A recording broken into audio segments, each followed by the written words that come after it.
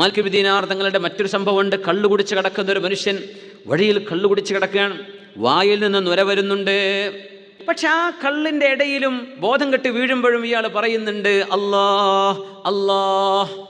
ബഹുമാനപ്പെട്ട മാലിക് ഇബ്നു ദീനാർ റഹ്മത്തുള്ളാഹി അലൈഹി ഇത് വല്ലാത്തൊരു കൗതുകമായി. കള്ളു കുടിച്ചിട്ടും വായിലൂടെ അല്ലാഹ് അല്ലാഹ് എന്നല്ലേ പറയുന്നത്. അപ്പം അവിടെ ഇരുന്നു.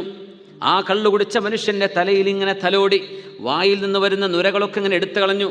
എന്തെന്നറിയോ?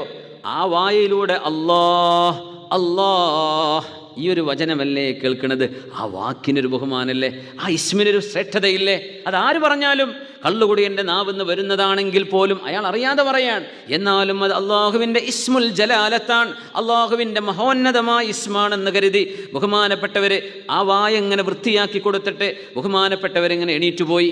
ബോധം തെളിഞ്ഞപ്പോൾ ആളുകൾ ചോദിച്ചുടോ, നിൻ്റെ ഈ വായിലെ ഈ നൊരക്കെ നീക്കി തന്ന ആളാരാ നിനക്കറിയോ എന്ന് ചോദിച്ചു.